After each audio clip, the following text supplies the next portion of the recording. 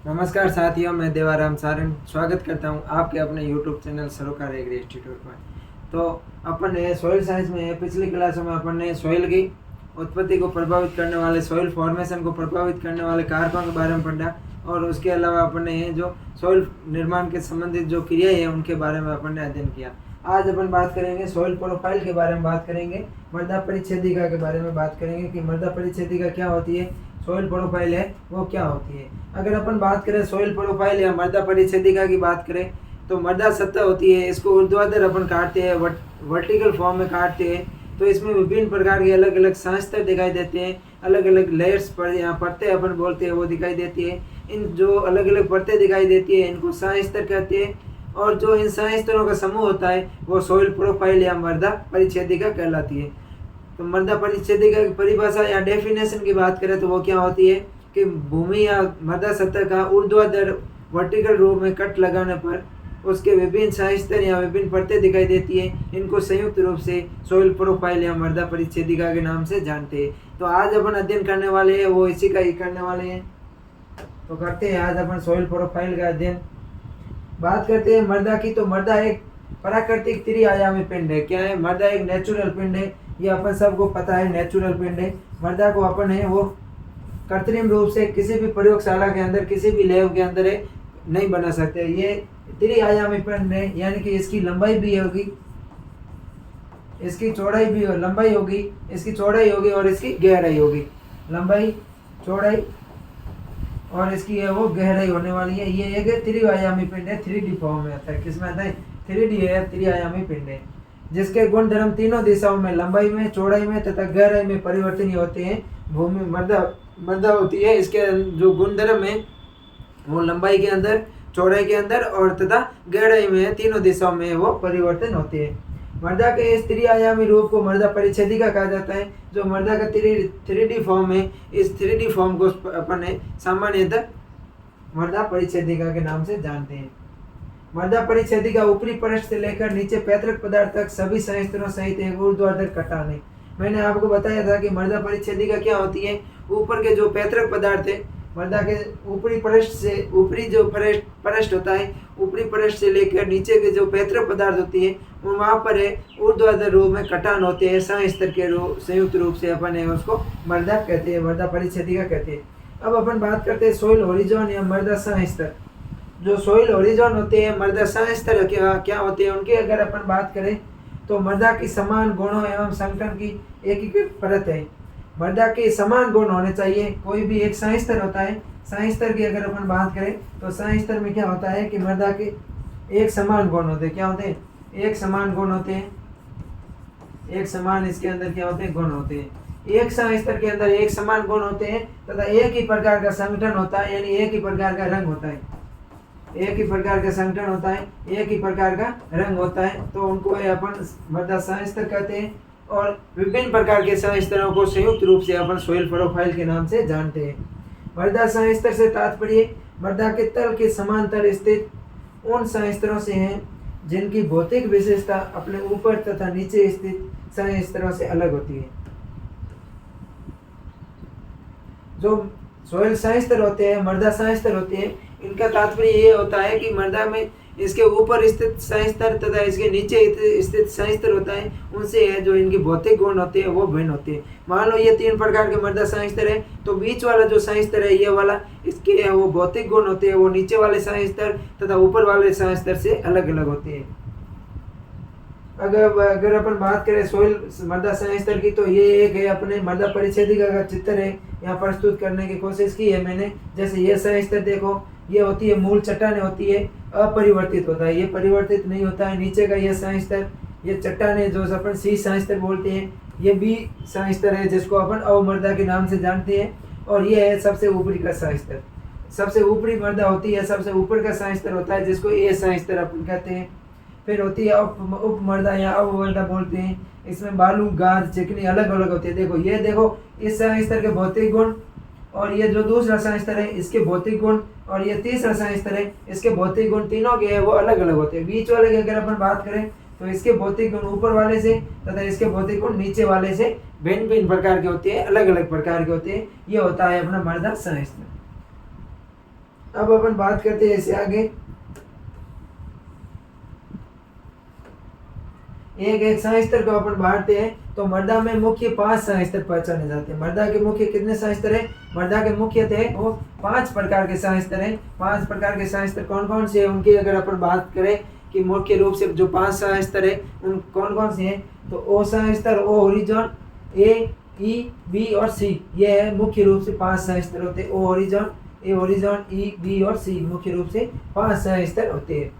अब अपन बात करते हैं एक एक संस्तर की बात करते हैं, तो इसमें पहला अपना संस्तर आता है वो आता है ओ होरिजोन, अपन जिसको कार्बनिक संस्तर भी बोलते हैं। क्या बोलते हैं? मृदा का सबसे ऊपरी संस्तर होता है ये, इसको अपन कार्बनिक संस्तर बोलते हैं। ओ संस्तरों को 2 भागों में बांटा गया, O1 तथा O2।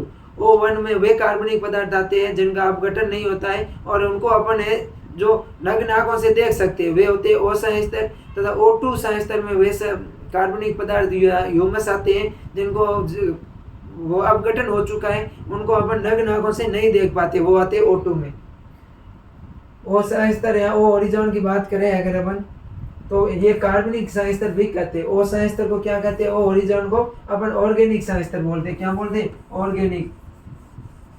ऑर्गेनिक संस्तर भी बोलते हैं। ये ध्यान रखना, अपन को क्वेश्चन आ सकता है कि ऑर्गेनिक संस्तर कौन सा है, तो ओ होरिजोन है जो वो ऑर्गेनिक संस्तर रहता है। ये सबसे ऊपरी संस्तर होता है, इसमें कार्बनिक पदार्थ पाया जाता है। ओ संस्तर में क्या पाया जाता है? कार्बनिक पदार्थ है वो पाया जाता है, सबसे ऊपरी संस्तर होता है। ये सामान्यतः वन युक्त भूमि होती है जो जंगलों में पाया जाता है, कृषि योग्य भूमि में ये संस्तर नहीं पाया जाता, ये अपन को ध्यान रखना है। ये संस्तर है ओ संस्तर है जो ए संस्तर यानी कि खनिज संस्तर के ऊपर होता है। ये जो कार्बनिक संस्तर है ये खनिज संस्तर के ऊपर होता है, यानी ओ संस्तर होता है वो ए संस्तर के ऊपर होता है। अगला है मृत पौधों जानवरों से प्राप्त कूड़े का परिणाम है। जो ओ संस्तर का निर्माण होता है, ये ओ संस्तर का निर्माण मृत पादपों से होता है। पादप की जो पत्तियां वगैरह जो मृत पौधा होता है उसके सड़ने तथा गलने से ओ संस्तर का निर्माण होता है, तथा कूड़ा करकट होता है उससे ओ संस्तर का निर्माण होता है।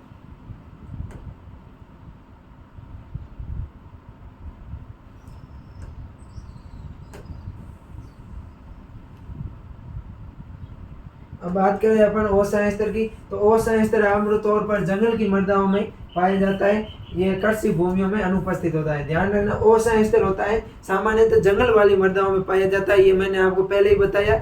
ये कृषि वाली भूमियों में अनुपस्थित होता है, ये ध्यान रखना है अपन को कि ओ संस्तर सामान्यतः जंगल वाले क्षेत्रों में पाया जाता है, कृषि वाली मृदाओं में अनुपस्थित होता है। दूसरा अपने आता है ए होरिजोन, या इसको अपन खनिज संस्तर के नाम से जानते हैं। ए होरिजोन या खनिज संस्तर, अगर इसकी बात करें तो यह सबसे ऊपरी खनिज संस्तर है जिसमें विघटित कार्बनिक पदार्थ का एक मजबूत मिश्रण होता है। खनिज संस्तर की अगर अपन बात करें तो यह संस्तर होता है सबसे ऊपरी खनिज संस्तर होता है। इसके अंदर विघटित कार्बनिक पदार्थ होते हैं। क्या होते हैं? विघटित खनिज पदार्थ उपस्थित होते हैं जो कि नीचे के संस्तरों की तुलना में गहरा रंग प्रदान करते हैं। जो विघटित खनिज पदार्थ होते हैं ये नीचे के संस्तर है, वो संस्तर के अलावा ई संस्तर, बी संस्तर और सी संस्तर होते हैं, इसकी तुलना में गहरे रंग के होते हैं। कैसे रंग के होते हैं? इसकी तुलना में गहरे रंग के होते हैं। अगला अपना संस्तर है वो ई संस्तर है, ई होरिजोन है, इसको अपन निकसाली संस्तर भी कहते हैं। ओ संस्तर को कार्बनिक संस्तर कहते हैं, ए संस्तर को खनिज संस्तर कहते हैं, ई संस्तर को होरिजोन को निकसाली संस्तर कहते हैं। ये ध्यान रखना, क्वेश्चन आ सकता है, न्यू टाइम में क्वेश्चन पूछ सकते हैं या अदर कोई कॉम्पिटिटिव एग्जाम में FSO वगैरह JRF PPG में क्वेश्चन आने के चांस है, तो आपको ये ध्यान रखना है।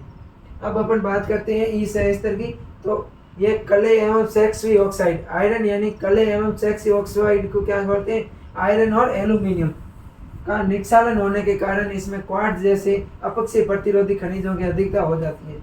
इस स्तर में क्या होता है? इस स्तर से आयरन और एल्यूमिनियम का हो जाता है अपक्षय, क्या हो जाता है? निक्षालन हो जाता है।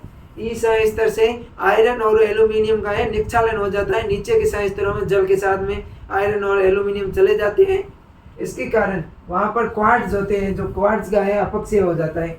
क्वार्ट्ज है उसकी मात्रा बढ़ जाती है, इसके कारण ये अपक्षय प्रतिरोधी हो जाते हैं, इनका अपक्षय नहीं होता है, जिससे संस्तर का निर्माण होता है वो ई संस्तर होता है। ई संस्तर को निकसाली संस्तर भी कहते हैं। तीसरा है अब चौथा है वो है बी संस्तर। कौन सा है? बी संस्तर को अपन निक्षेपण संस्तर भी कहते हैं। बी संस्तर को क्या कहते हैं? निक्षेपण संस्तर कहते हैं, क्योंकि ई संस्तर था उसे वो एल्यूमिनियम और आयरन जो निक्षालित हुए थे वो यहाँ आकर जम जाते हैं, यहाँ आकर निक्षेपित हो जाते हैं बी संस्तर के अंदर। बी संस्तर के अंदर यहाँ आके निक्षेपित हो जाते हैं। इसमें कृषि कार्य संभव नहीं है। आदर्श क्षेत्रों में सिलिका और सेक्सवी ऑक्साइड यानी कि जो अपने आयरन और एल्यूमिनियम है, आयरन और एल्यूमिनियम की परतों का संचय हो जाता है। जो आदर्श क्षेत्र होते हैं जहाँ पर वर्षा पानी नमी की मात्रा ज़्यादा होती है, वहाँ पर ऊपर के संस्तरों से आयरन और एल्यूमिनियम और सिलिका आकर इस संस्तर में जमा हो जाती है और इस संस्तर में कृषि कार्य करना असंभव होता है। शुष्क क्षेत्रों में कैल्शियम कार्बोनेट CaCO3 वो कैल्शियम सल्फेट CaSO4 का संचय हो जाता है। अगला अपना ओरिजोन है वो सी ओरिजोन है, जिनको अब बात करते हैं अपन सी ओरिजोन। सी ओरिजोन से है वो ए और बी संस्तर का निर्माण होता है। अनअपेक्षित रूप से सोलम परत के नीचे पाया जाता है। ए और बी संस्तर के नीचे पाया जाता है सी संस्तर। जो सोलम होता है, सोलम किसको कहते हैं? सोलम कहते हैं वो कहते हैं ए और बी संस्तर को। किसको कहते हैं? ए और बी संस्तर को संयुक्त रूप से अपन क्या कहते हैं? सोलम कहते हैं। ये ध्यान रखना, ए और बी संस्तर को संयुक्त रूप से सोलम कहते हैं और जो सी संस्तर है वो संयुक्त सोलम के नीचे पाया जाता है, यानी कि ए और बी के नीचे पाया जाता है। इसमें सीमेंटीकरण जैसे यानी कि मृदा हो जाती है कठोर। कैसी हो जाती है? मृदा हो जाती है कठोर। सीमेंटीकरण की जो प्रक्रिया होती है, जैसे इसमें अपन बात करें तो पदार्थों का जमा हो जाता है। सी संस्तर में प्रमुख जैविक गतिविधियों के क्षेत्र के बाहर है। सी संस्तर में जैविक गतिविधियां नहीं होती है, वहाँ पर सूक्ष्म जीव वगैरह नहीं पाए जाते हैं। आमतौर पर इसके ऊपर संस्तर का गठन करने वाली प्रक्रियाओं में बहुत कम प्रभावित होता है ये। उसके बाद में है आर संस्तर। यहाँ इसको अपन रेड रॉक संस्तर भी बोलते हैं। क्या बोलते हैं? रेड रॉक या लाल चट्टान संस्तर भी बोलते हैं। ये कम अपक्षयित तथा कठोर चट्टानें होती है। जो आर या आर संस्तर होता है ये कम अपक्षयित होता है और कठोर चट्टान का रूप होता है। अब अगला है अपना, ये अपने है जो सोइल प्रोफाइल के जितने भी संस्तर थे, ओ संस्तर, ए संस्तर, बी संस्तर, सी और ई संस्तर, इन पांचों संस्तरों को अपन ने इसकी व्याख्या देख ली है। आप एक बार ध्यान रखना, दोबारा पढ़ना। हो सकता है इससे 7 नंबर का क्वेश्चन आ जाए कि मृदा परिस्थितिका क्या होती है और इसके विभिन्न संस्तरों का वर्णन कीजिए। तो बड़े जो क्वेश्चन होते हैं वो आ सकते हैं। उसके अलावा इससे कई प्रकार के न्यू टाइप के क्वेश्चन भी बनते हैं, मिड टर्म के क्वेश्चन भी बनते हैं और कॉम्पिटिटिव एग्जाम के क्वेश्चन भी बनते हैं। अब है अपना difference between surface soil and सब सरफेस सॉइल, यानी कि जो पृष्ठीय मृदा और जो अवमृदा होती है उनके बीच में क्या अंतर है, सरफेस सॉइल एंड सब सॉइल के मध्य क्या अंतर है, ये देखते हैं। पृष्ठ मृदा होती है जो पूर्ण रूप से अपक्षयित होती है। ध्यान रखना, सरफेस सॉइल होती है पूर्ण रूप से अपक्षयित होती है, जबकि सब सॉइल होती है ये आंशिक अपक्षयित होती है, पूर्ण रूप से अपक्षयित नहीं होती है। ये पूर्ण रूप से अपक्षयित होती है, विघटित होती है। इसमें पूर्ण रूप से ह्यूमस का निर्माण होता है। किसका होता है? ह्यूमस का निर्माण होता है। इसमें आंशिक ह्यूमस का निर्माण होता है, पूर्ण रूप से नहीं होता है। इस मृदा में मृदा वातन अच्छा होता है, यानी कि मृदा वातन की बात करें कि मृदा वातन क्या होता है। मृदा वातन, अगर अपन बात करें मृदा वातन क्या होता है, तो वायु से मृदा तथा मृदा से वायु में जो गैसों का आदान प्रदान होता है उसको अपन मृदा वातन बोलते हैं। मृदा वातन क्या होता है? वायु से मृदा और मृदा से वायु में गैसों का आदान प्रदान होता है, उसको अपन मृदा वातन बोलते हैं। ये पृष्ठ मृदा में अच्छा होता है। वायु एवं वायुमंडल के बीच में गैसों का आदान प्रदान अच्छा होता है। इसमें मृदा वातन अच्छा नहीं होता है, गैसों का आदान प्रदान भी कम होता है। और जो सब सॉइल होती है, अवमृदा होती है, इसमें मृदा वातन अच्छा नहीं होता है।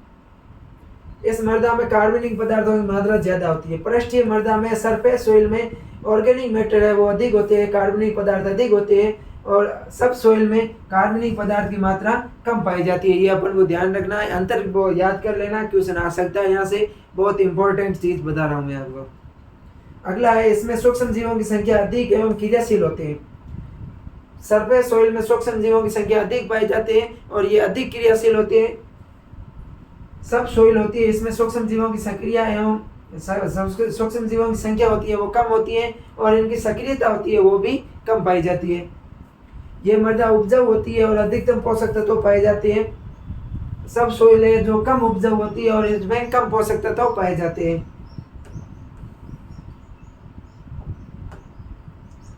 इस मृदा का रंग गहरा भूरा या भूरा होता है। जो सब सरफेस सोइल होती है, सरफेस सोइल का रंग होता है वो गहरा भूरा होता है और इसका रंग हल्का या हल्का पीला होता है। सरफेस सोइल की धनायन विनिमय क्षमता अधिक होती है। जो सरफेस सोइल होती है, पृष्ठीय मृदा होती है, इनकी धनायन विनिमय क्षमता अधिक होती है, जबकि सब सोइल की धनायन विनिमय क्षमता कम होती है। बात करते हैं कि पृष्ठ मृदा क्या होती है। तो 0 से 15 सेंटीमीटर की मृदा, 15 सेंटीमीटर तक की गहराई वाली मृदा होती है। ऊपर से यानी कि 0 सेंटीमीटर से लेके 15 सेंटीमीटर तक की गहराई वाली जो मृदा होती है उसको अपन पृष्ठ मृदा बोलते हैं, सरफेस सोइल बोलते हैं। इसमें अपन कृषि कार्य करते समय यंत्र वगैरह चलाते हैं, ये ध्यान रखना। मैं परिभाषा यहाँ पर लिख लेता हूँ कि सरफेस सोइल की परिभाषा क्या है। अपन लिख लेते हैं यहाँ पर सरफेस सोइल की परिभाषा कि 0 से 15 सेंटीमीटर तक की गहराई वाली मृदा,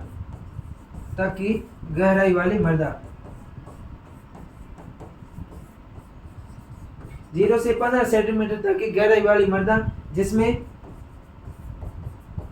कृषि कार्य करते समय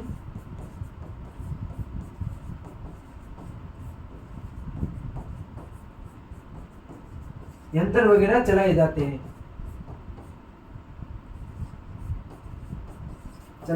हैं, उसको अपन क्या बोलते हैं, सरफेस सोइल बोलते हैं, पृष्ठीय मृदा बोलते हैं। तो आज का अपना लेक्चर है जो सोइल प्रोफाइल वाला वो यहीं पर अपन समाप्त करते हैं। मुझे आशा है कि आपको समझ में आ गया होगा। अब अपन देखते हैं कि कल अपन क्या पढ़ेंगे अगले सेशन में। तो पढ़ेंगे फिजिकल प्रॉपर्टीज ऑफ सोइल। ध्यान रखना, फिजिकल प्रॉपर्टीज ऑफ सोइल, मृदा के भौतिक गुणों के बारे में अपने अगले नेक्स्ट सेम लेक्चर में पढ़ेंगे। मुझे आशा है कि आज जो अपन ने पढ़ाई है आपको समझ में आ गया होगा। अपने दोस्तों के पास में चैनल को शेयर जरूर करें। मिलते हैं नेक्स्ट क्लास में, तब तक के लिए थैंक यू।